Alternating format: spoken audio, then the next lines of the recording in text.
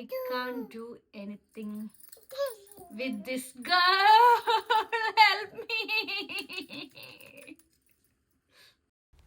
ഞാനിത് ചിരിച്ചുകൊണ്ടൊക്കെ കാണിക്കുന്നെങ്കിൽ എൻ്റെ ഉള്ളിൻ്റെ ഉള്ളിൽ നല്ല വിഷമമുണ്ട് കേട്ടോ.